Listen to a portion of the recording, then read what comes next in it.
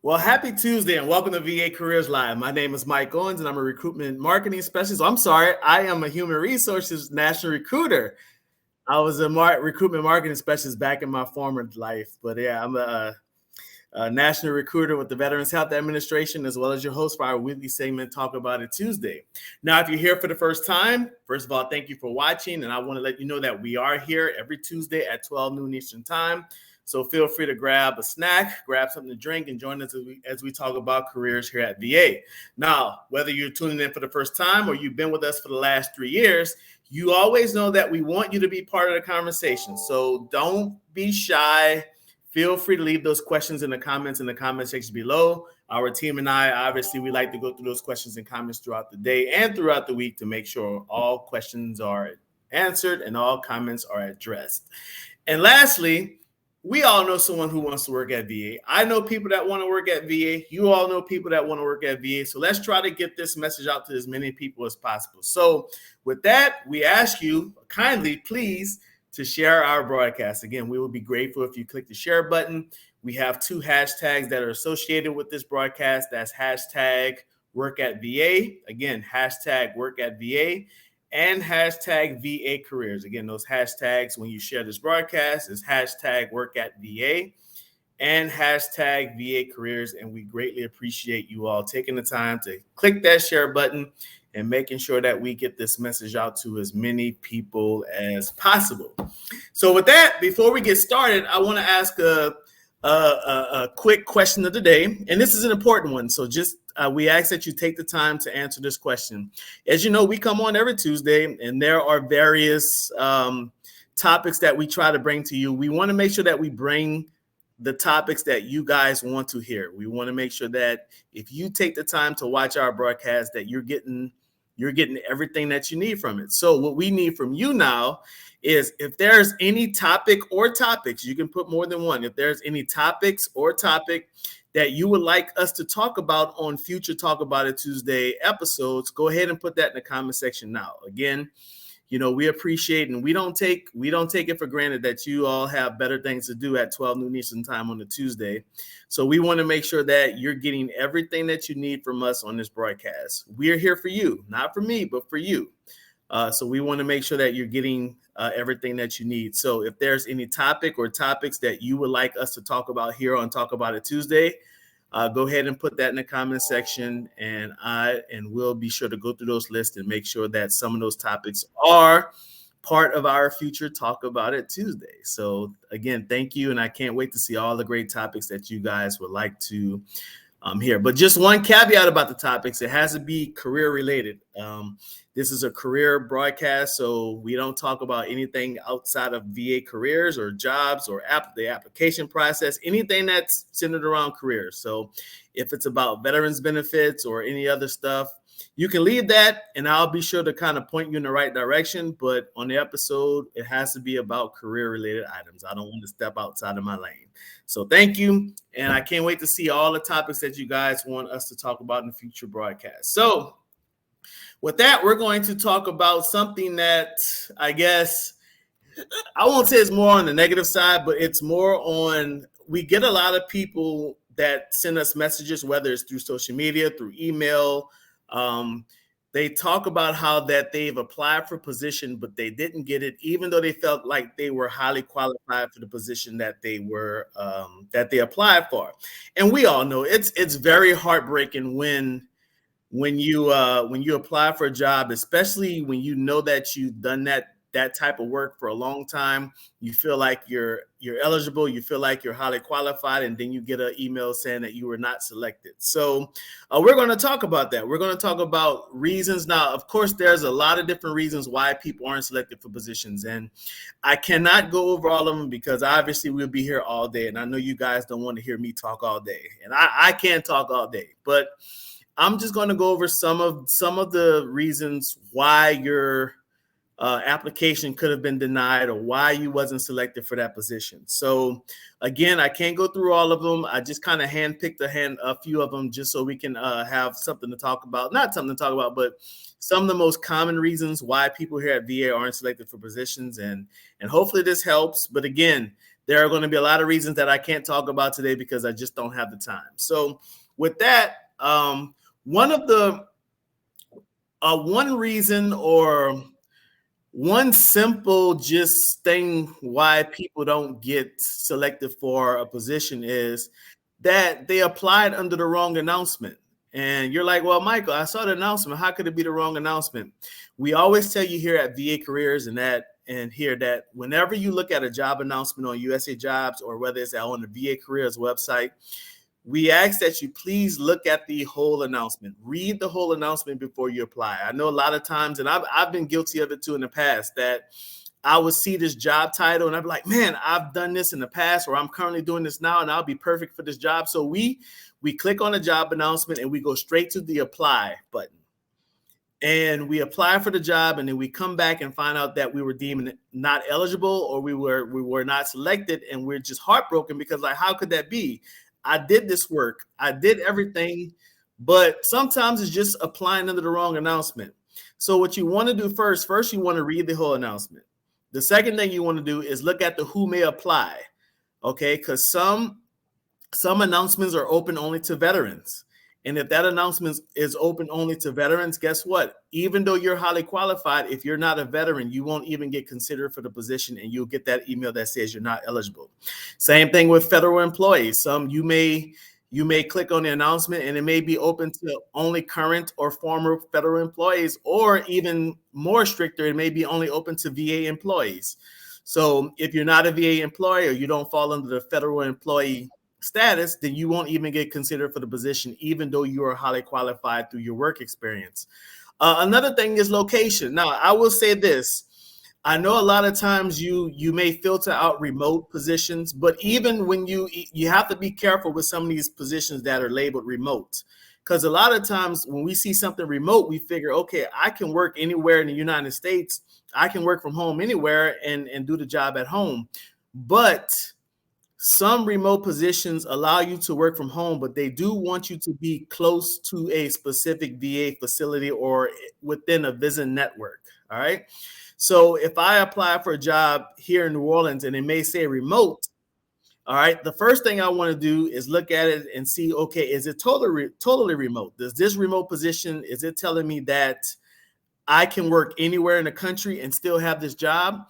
Or do I have to be in the New Orleans area? Because sometimes you may have to live within commuting distance of a certain VA facility, even though you don't report to that facility on a daily basis.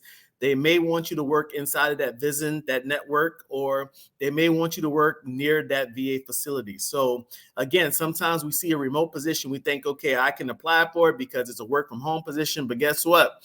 They wanted someone that worked in the vicinity of the New Orleans VA hospital. And since you don't do that, since you don't live in New Orleans, you may live in Washington State, you're not going to be eligible for that position. So again, even with the remote positions that you see out there, please make sure that you guys are reading it thoroughly to make sure that not only is it remote, but make sure that it's not just it's not tied to the vicinity of a certain VA facility. All right. So my next, if you're just tuning in, we're talking about reasons why you were not selected for a position, and we're just going down a handful of reasons. We're not going to again talk all day because we can talk all day about this certain topic. So another reason why you may have not been selected for the position is your resume just didn't match the job announcement. For the last 3 years that I've been doing this program, and for those who tune in on a weekly basis, or maybe you've tuned in a lot, you hear me say, and you hear some of my guests say it, that you have to tailor your resume to the job announcement. You can't just put one resume together and apply for 100 jobs. Even though that seems like the easy way, that seems like the less time-consuming way, that's really the method that's going to cause you to get passed up on a lot of positions. You have to make sure that your resume is tied closely to the job announcement that you're applying for. So you have to make sure that resume. Now, this is not Mike saying, hey, go copy and paste the stuff out of the job announcement into your resume. No, I'm not saying that. What I am saying, though, is that your resume should contain some of the key language that's inside of the job announcement. Look at those keywords that are used throughout the job announcement. Make sure those keywords are inside your resume. Think about look at the theme that the job announcement. Okay, so you might be an engineer and you might have years of experience as an engineer, but maybe this engineer announcement is looking for someone who has supervisory experience as an engineer. But if you don't have, if your resume doesn't match that supervisory theme, guess what? You're going to get passed over for the position, because even though you have all the experience as an engineer and you're highly qualified to be an engineer here at VA, but if that hiring manager is looking for someone who has been a supervisor in the past or a team lead, and you don't put that in your resume, then guess what? You're going to get passed over for that position. All right. Also, make sure that all of your relevant education and experience is included in your resume. All of it. All right. Since we've been talking about engineers, I'll keep with engineering. Everything that you've done, whether it's education, whether it's paid experience, and guess what? Whether it's non-paid experience, if you did any type of volunteering or any type of special work that is relevant to that job announcement, please make sure that you put it all in your resume. I know a lot of times we figure, or we may think, well, if it's not a paid experience or if it's a volunteer opportunity, I won't put it in there because it's not really going to count. No, that is false. Put all of your relevant education, put all of your, even if it's an associate's degree. I know a lot of times that for those out there who may have bachelor's degrees, master's degrees, or even doctorates or advanced degrees, and you at one point in your life, you may have earned an associate's degree. Make sure you put all of that information in there. Make sure you put that you've earned an associate. Maybe you're engineering, you earned an associate's degree in drafting before or architectural design before you got your bachelor's in engineering. Guess what? That associate's degree may be the one thing that'll propel you into the position, because maybe the hiring manager is looking for someone that's good at drafting. Maybe they're looking for someone that's good at architectural design.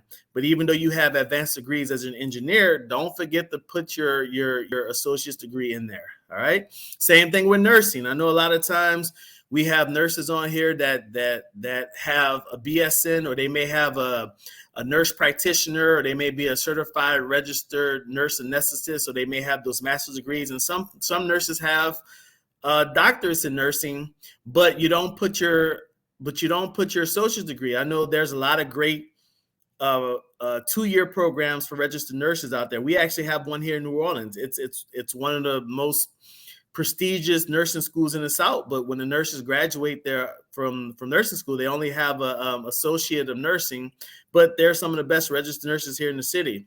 But I know that nurses tend to go on and get more degrees and advanced degrees, but don't forget about that associate degree in nursing that you've gotten. All right. And one other thing about the resume is that the resume is the first thing that a hiring manager gets to know about you. That's the first thing that they see about you. And you want to make sure your resume sells yourself. Don't be modest in your resume. All right. Now, don't go in there and put all this stuff that doesn't belong or that's not relevant, but your resume has to sell yourself. As a hiring manager, once I get that stack of applications from HR and say, hey, because we all get that email that says you've been referred to the hiring manager. You have to understand that you're not the only person that's been referred to the hiring manager for that one position. That may be 5 applications, that may be 10, that may be 30, that may be 50, maybe 100, depending on how many people apply for that particular announcement. You have to make sure that your resume sells yourself, because if it doesn't, guess what? We're just going to put it on the side and pick the applications or pick the resumes that accurately sell the candidate to that position. So again, put everything that's relevant to that job that you're applying for. Make sure that your resume, make sure it contains the key language and contains the key theme of the job announcement, and just make sure that you really do everything you can to kind of sell yourself within that job application. All right. So now here's another one, and I've actually did a whole talk about it Tuesday's episode on this one. Another reason, and if you're tuning in, again, we're talking about reasons why you may have not been selected for a position here at the VA. As I mentioned earlier, there's 1,000 reasons that people are not selected for positions, and obviously I can't go over 1,000 reasons, so I just picked some of the top reasons here. So if you missed the first part of the episode, obviously, you know that these episodes they stay on our social media platform, so you can come back and watch them at any time. All right, so the next thing is, and I did a whole episode on this one about required documents. All right. There are some applications that only require you to submit a resume. There are some that may want you to do a resume and a cover letter. There are some that may want you to put some type of certifications, or maybe they want you to put your transcripts. So another thing, again, as I mentioned earlier, always make sure that you read the whole announcement, but also make sure that you look at the required document section. Again, look at the required document section, because you don't want to not get hired because you forgot to submit a document that the hiring manager says is required. So again, if it says it just wants a resume, of course, have your resume. If it says that it wants to have a cover letter, make sure you have a cover letter, but make sure your cover letter is pertinent to that job announcement. Don't just go find a cover letter that you have saved on your computer and just plug it in there. Your cover letter should also contain some of the key language in the announcement. Your cover letter gives you an opportunity to show a little bit of your personality. So make sure you use that cover letter to your advantage. But again, go to the required document section of the job announcement and make sure that before you hit submit or before you hit apply, make sure that you have all of your required documents lined up. All right. So another reason, let's say you've been selected and you've gotten to the interview phase and you had your interview. So another reason why you may have selected could be because your interview didn't go quite as planned. All right. That doesn't mean it went bad, but there are certain things that hiring managers are looking for when they're interviewing you. The first thing is make sure that you answer all of the questions. A lot of times we, especially people like me who like to talk, you can ask me one question. I can talk about 5 minutes on the answer. I can give you a 5-minute answer. All of that is good and well, but sometimes you have folks out there that may go on a tangent or they may ramble. I'm one of those people just like that too. And you end up talking for 2, 3, 4 minutes, but you never answered the question that was asked. You had this whole spiel about something that was maybe closely related to the question, but you never answered the question. So the first thing that I would say, if you are on an interview, a job interview, make sure you answer the questions, because if you don't answer the questions, you're not going to get a high score. Especially here at the VA, we have the interview panel has a score sheet and you're being scored on how well you answer the question. So please, I beg you, if you are on an interview here at the VA, make sure you answer the questions. All right. And don't use too much jargon. All right. The biggest thing, especially for our military veterans, and you guys know that I'm a military veteran. I'm retired out the Air Force. And we figure, okay, I'm applying for the Department of Veterans Affairs, so all of my interview panel is going to be in the military. First, that may not be true. We have a lot of people that work here at the Department of Veterans Affairs that are not veterans and never served in the military. We have a lot of veterans here, but we do have some of the staff, or a percentage of the staff, that are not veterans. So if you come on talking military jargon, guess what? That interview panel may not understand what you're talking about, and that can disqualify you from the position. All right. But even if you do have a panel full of veterans, again, every service has its own jargon. So if you served in the Marines, but you're talking to a panel of people that never served in the Marines but served in other branches, guess what? They won't understand your jargon. And I can attest to that, because I served over 20 years in the military. I did 12 years in the Army. And then after year 12, I switched over and did my last 8.5 years in the Air Force. And so I served in 2 branches of the military. And I know a lot of you out there that are watching also served in multiple branches in the military. And we can attest that each branch is different. No matter how similar they look, they are different. And we know that the Air Force came out of the Army. It used to be the Army Air Corps. And I think around 1947, it became its own branch. But even though it was born outside of the Army, the Air Force is a whole totally different branch, especially, and also with the Marine Corps. The Marine Corps is Department of the Navy. Please, Marines, don't bash me for saying that. But we know that the Marine Corps is part of the Navy. But guess what? They're two different types of branches. They have two different missions and they have different lingos. So again, don't use the military jargon when you're on an interview. All right. Also, make your interview conversational. A lot of times you come on there and we have a lot of people that are interviewing here at VA and they sound like robots, and there's nothing wrong with being nervous. Your interview panel will never, ever, ever, ever not give you the job because you were nervous. We expect people to be nervous. That's not the issue. The issue is when you're so nervous, you sound like a robot, and then you're not being yourself. All right. So make the interview conversational. You can laugh, you can crack a joke. In all of my interviews with the VA, I've always cracked a joke here and there to kind of break the monotony. All right. And be conversational. Don't feel like you have to say every word correctly. If you make a mistake, a fumble on a word, guess what?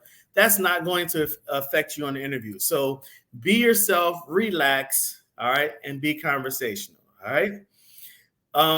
Also, make sure you demonstrate your knowledge. Make sure when you answer that question, you're giving specific things that you've done in the past at work or in your work experience or at school, all right? Make sure you demonstrate your knowledge, all right? And one of the last reasons, again, there's a lot of reasons, as I mentioned. There's a lot of reasons that I mentioned that you've gotten passed over for a position at the VA. But you want to know, and I know a lot of people don't like to hear this, but I will say that the last reason I want to talk about today is that maybe there were candidates that were just more qualified.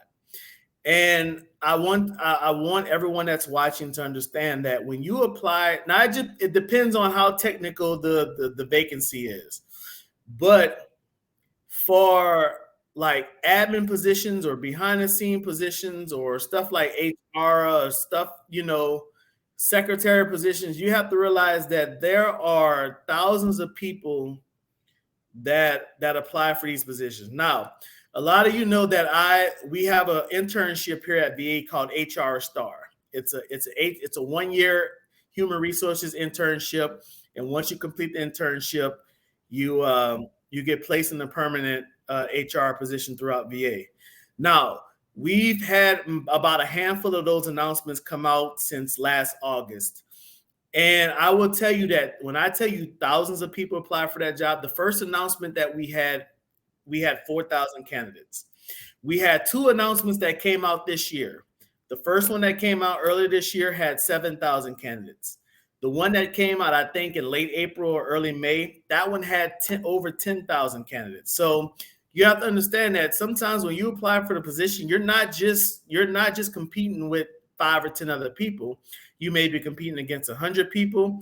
You may be competing against 7,000 to 10,000 people. And you just have to understand that sometimes it's not that you're not qualified for the position. It's just that maybe they had a handful of folks that were just a little bit more qualified. And being more qualified can look a lot of different ways. Maybe they had more work experience, or maybe they had more relevant experience that the hiring manager was looking for. It could be a lot of different reasons why someone is more qualified than you are. But again, it's sometimes not being selected for a position is just as simple as there were people that were more qualified than I was for that position. So with that, again, if you just tuned in or you tuned in while I was talking, we're talking about reasons why you may have not been selected for that VA position. And again, like I mentioned throughout the broadcast, there's 1,000 reasons why. I can't go over 1,000 reasons because I only have a limited time with you guys. And I know that y'all don't want to hear me talk all day.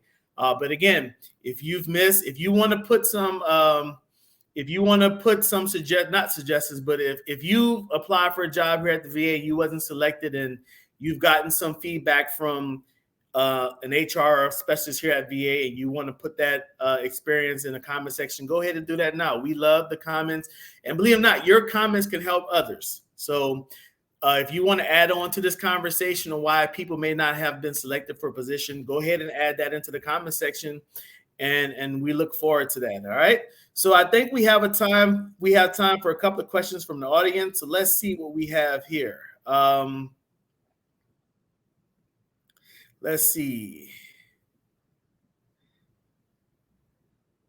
So one person asked David. So David, thank you for submitting this question. David is asking, who verifies veteran service for preference? I applied for a position and was told that my forms that I included in my application required visual verification. So David, if you go online, if you go to the OPM office, I think personnel management, if you go to OPM's website, they will tell you all of the documentation that you need specifically to apply to be able to use veterans preference for when you apply for positions. So if you're a 0 point veteran, then they'll tell you the documentation that you need for that. If you're a 5 point veteran, they'll also it'll tell you what you need to be able to prove your veteran status. If you're a 10 point or disabled veteran, it'll show you the documentation that you need. I will tell you, please closely follow that documentation. I know there's a lot of forms out there, a lot of military documents that you think you can put in this application that can prove that you have a veteran status. But I would recommend go to the OPM website and look under veterans preference and see the documentation that they said you need, that they say you need in order to be able to use veterans preference on your job application. So again, David, thank you for asking that question, and we really appreciate it. All right.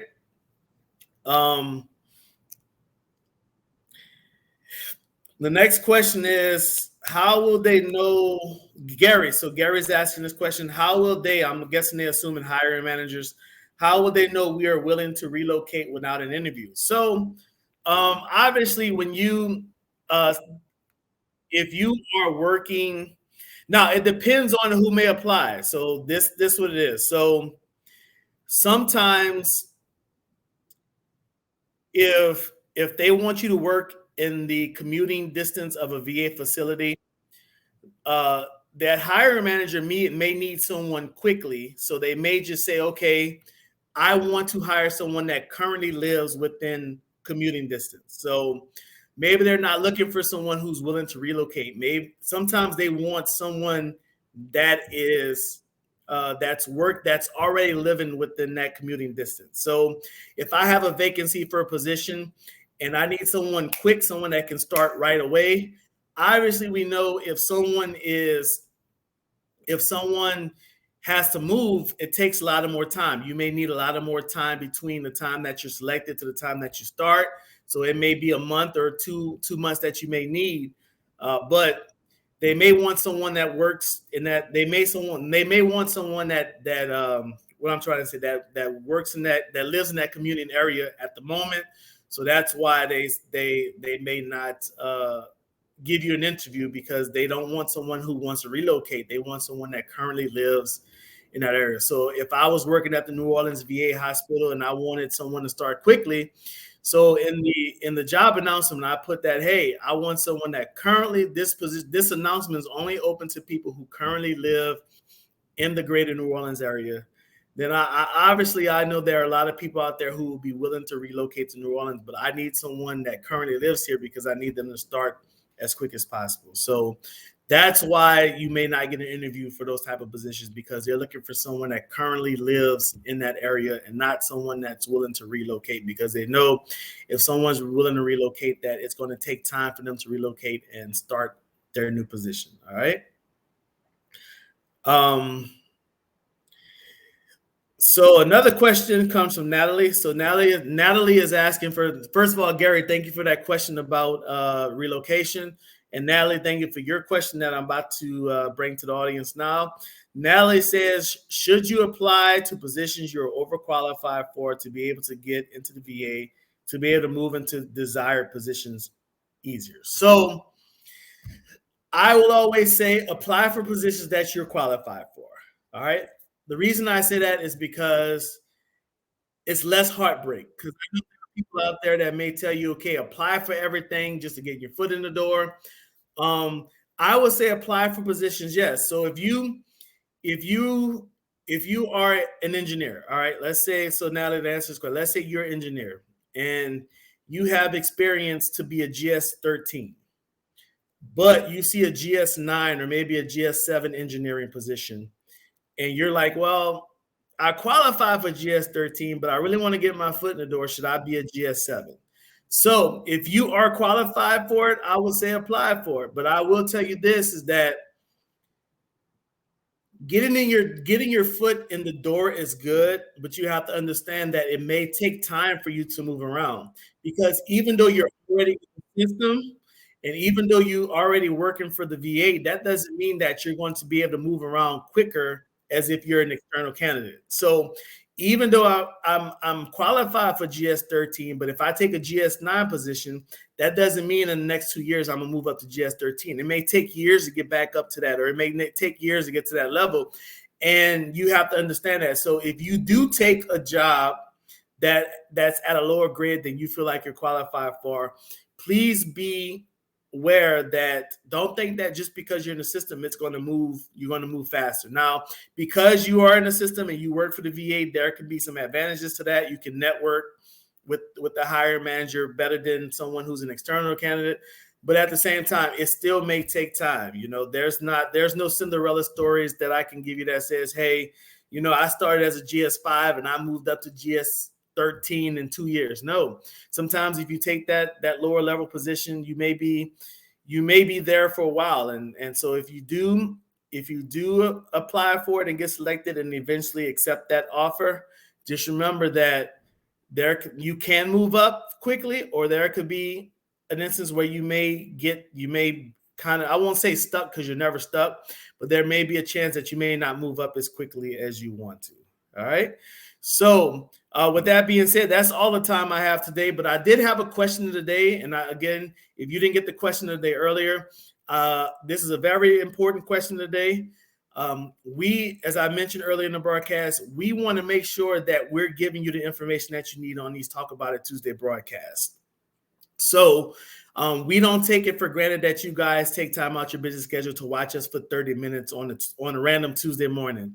So what I'm asking you is, if there are any topics that you would like us to talk about on future Talk About It Tuesday episodes, go ahead and put that in the comment section now. We'll go through all of those comments. We'll make sure that when we have our planning session, we'll bring some of those comments up and some of those suggestions, and we'll plug some of those suggestions into future Talk About It Tuesday broadcast. So if there's anything that you would like us to have a whole episode on, please go ahead and put that in the comment section now, and we'll try to plug in your suggestions in our future planning session. So as again, we thank you for watching. Remember to hit the share button, use the hashtags #WorkAtVA and #VACareers.